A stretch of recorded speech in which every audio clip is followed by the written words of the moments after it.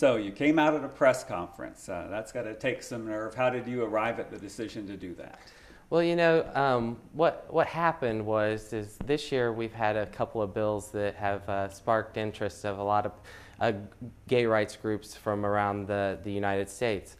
One being 2051, and then the other one being that we haven't passed an anti-bullying bill, the House has passed an anti-bullying bill, but we haven't gotten one to the governor's desk yet in the last couple of years. And so, I just got tired of having to sit back and watch my party, some of the members, especially with 2051, not realize the pain that they put some people throughout the state when you put forth legislation like that. So I thought that I needed to step up and lead at that moment, and it kind of all came together all at once within the last couple of weeks, but that was my decision. So had you thought about coming out at a press conference, or was that like a spur of the moment kind of decision? I had a lot of good help from the gay and lesbian advocacy group Promo through Missouri here, and they've helped me out a lot, and I really appreciate that. And we had talked, what we were really planning on doing is I was going to do it on the floor of the House of Representatives during the speech to add enumerated classes to the anti-bullying bill. But that didn't happen. There was some hiccups, and when you have a plan, sometimes that gets a little messed up. But so then after that happened, then I made the comment to the lobbyist A.J. Bockelman from Promo. I made the comment that, well, why don't I just do it at a press conference? Well, they were getting ready to have a press conference that next week to ask for the withdrawal of 2051, and so it just kind of snowballed. It was a snowball effect there. Kind of made sense to do it. Yeah, I thought so. All right, I assume you came out to your family prior to this public announcement this week. What did they say, or how did they react to the news? I do have to say I have a really great family. They've been very supportive. I came out to them actually the week prior. Most of them said, well, we knew, or I think my favorite favorite quote was my brother saying, well, yeah. So, it's been great. I've been talking with them. They've been a great support system, and I truly appreciate it. So they basically knew all along that you were gay. It's just coming to terms with. Yeah. Okay. What's been the response from colleagues and the public since your announcement this week? It's been overwhelmingly supportive, especially from the public, and colleagues have been supportive as well. But from the public, I've probably in the last 48 hours, I've had over 2,000 emails come into my inbox, and they've been all supportive. Maybe less than 10 have been been negative, but I knew I was going to have some negatives as well.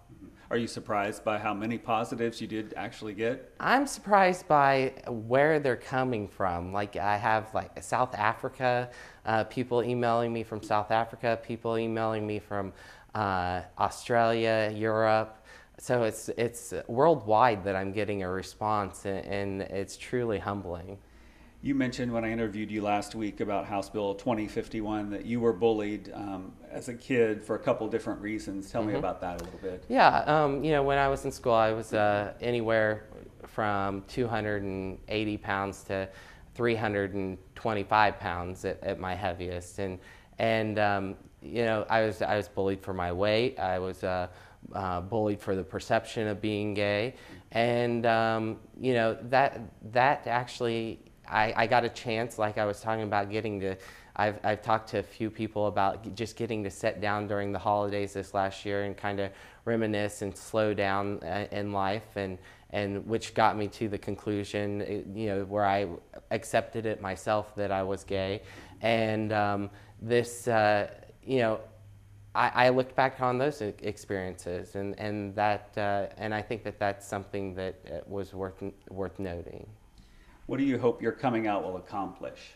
Well, I hope, if I can have one child not go home from school being bullied and possibly hurt himself, or worse yet, take his own life, his or her own life. I think I have accomplished what I set out to do. I read in the Huffington Post you had a quote there that said you just came to terms with the fact that you were gay this past January. Yeah. I was just saying, and during the Christmas time period, at the holidays, it slowed down. And I was in the military for 7 years, constantly going, constantly on deployments.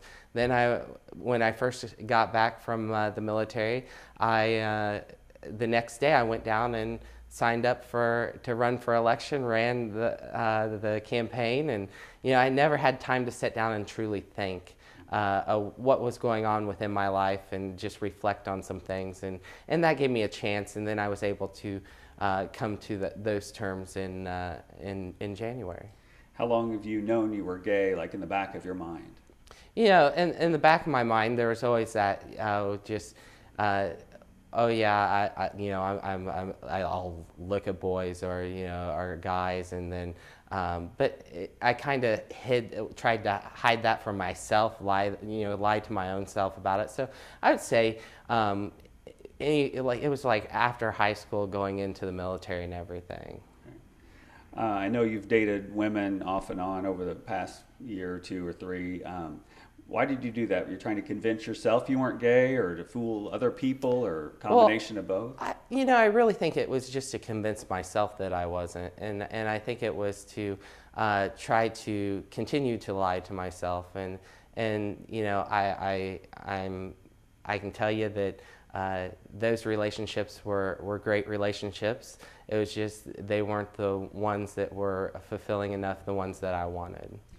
Do you have a significant other now, or anyone you're seeing at this time? No, but I know that there are rumors out there that I've heard to the fact that I'm going to Hawaii because I have a boyfriend out there. I said I only wish, but if that was the truth, but that's not the truth. If you were to seek re-election, do you think you still would have come out? Oh yeah, I really do, and I think that from the support that I've been getting from even the community and from constituents and stuff, I think that a lot of people, they truly realize that I'm the same person that woke up this morning that they elected, and I'll be the same person till the day that I die. I'm still Zach. What does it feel like now that you've finally come out? Well, I'll say that it's been a huge weight lifted off my shoulders. It's pretty great, I'll tell you. I'm no longer lying to myself about my sexuality, and I think that that's a plus. And I'll tell you that I've been a lot happier in the last 2 days, even though I've been crazy busy. You did your first national television interview last night. Tell me a little bit about that. How that went. I did. It was kind of interesting. That'd be my first one, and it was on Lawrence O'Donnell, The Last Word, and it was nerve-wracking, because a lot of people were watching, and I know a lot of people back here were watching, and I just hope that I represented the area well when I did this.